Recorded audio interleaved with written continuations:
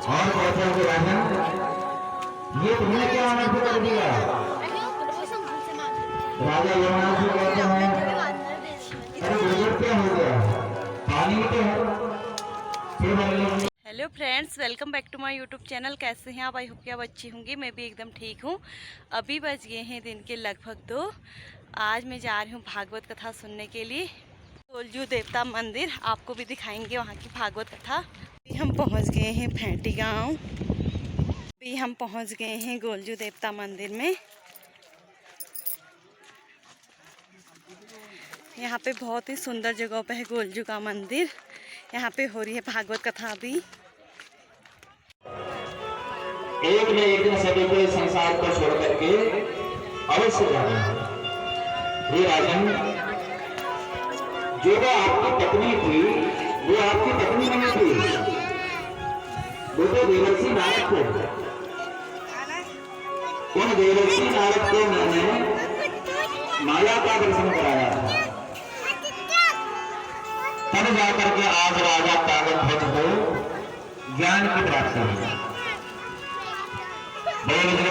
जगदम्बे मैया की, श्रीमद्देवी भागवत महापुराण की। कहने का तात्पर्य है मां आदि शक्ति की जो माया है, ये माया बड़ी प्रबल है। इस माया को भगवान ब्रह्मा विष्णु और महेश भी नहीं जान पाते हैं। तो माया किसे कहते हैं? मां मतलब नहीं और या मतलब जो नहीं है परंतु फिर भी दिखाई दे रही है, उसी का नाम माया। जैसे हम रात में स्वप्न देख रहे हैं और स्वप्न में क्या देख रहे हैं कि हम किसी घनघोर जंगल में पहुंचे हुए हैं और इस घनघोर जंगल में एक शेर हमारे पीछे पड़ गया। अब डर के मारे हमारी हालत खराब। हमने शेर को देखा तो दौड़ना प्रारंभ किया। अब आगे आगे हम दौड़ रहे हैं, पीछे पीछे वो शेर हमारे पीछे पीछे आ रहा है। हम पसीने से बिल्कुल तरवर हो गए हैं और अचानक से क्या हुआ कि एक स्थान पर हमें ठोकर लगी और जैसे ही ठोकर लगी तो वैसे वो शेर हमारे ऊपर छलांग लगाने लगा। तो हम स्वप्न में बचाओ बचाओ करने लग जाते हैं। तो जब तक आंख बंद है तब तक वो स्वप्न हमें सच मालूम पड़ता है।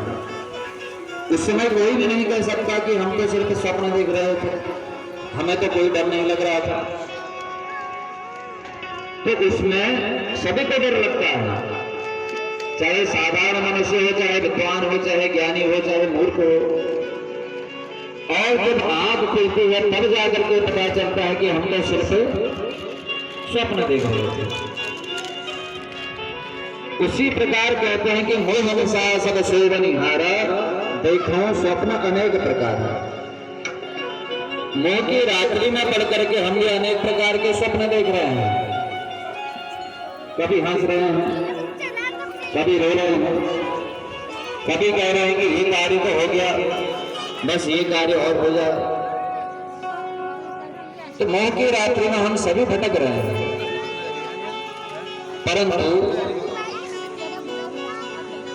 जब साधु संत महात्मा आकर के हमसे कहते हैं कि अरे माया की पुजारी, ये संसार में कहां भटक रहा है,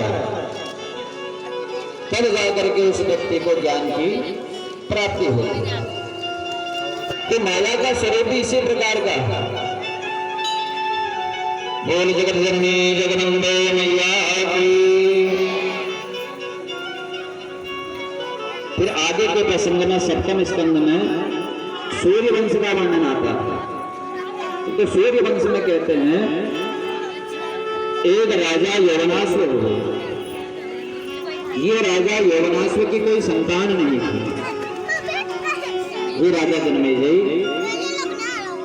इनके पुत्र मांधाता हुए और मांधाता का जन्म अपनी मां के गर्भ से नहीं हुआ। मांधाता का जन्म अपने पिता के पेट से हुआ। तो राजा जन्मेजय को बड़ा आश्चर्य हुआ। राजा जन्मेजय कहते हैं कि हे गुरुदेव, ऐसा तो हमने न कभी देखा न कभी सुना। आप ये मानधाता की कथा हमें सुनाइए कि इनका जन्म पिता के पेट से कैसे हुआ। तो वेदव्यास भगवान कहते हैं राजा यवनाश्व की कोई संतान नहीं थी। एक बार राजा यवनाश्व ने उत्कृष्टि यज्ञ करवाया। अब यज्ञ हो रहा था राजा के पेट से, परंतु अब बालक का पालन पोषण कैसे हो। उसी समय आकाश मार्ग से देवराज इंद्र आए और अपने गर्भनी अंगुली उसे बालक के मुंह में डाला। तो देवराज इंद्र के उस गर्भनी अंगुली में अमृत था और उस अमृत को पीते हुए बालक स्वस्थ हो गया। और देवराज इंद्र ने कहा कि मान भाता वत्स मारो, मैं तेरी रक्षा करूंगा। तब जाकर के उस बालक का नाम मान भाता करूंगा। फिर इसी वंश में आगे चल करके राजा अरुण हुआ और राजा अरुण का पुत्र सत्यव्रत हुआ और सत्यव्रत के पुत्र राजा हरिश्चंद्र हुआ।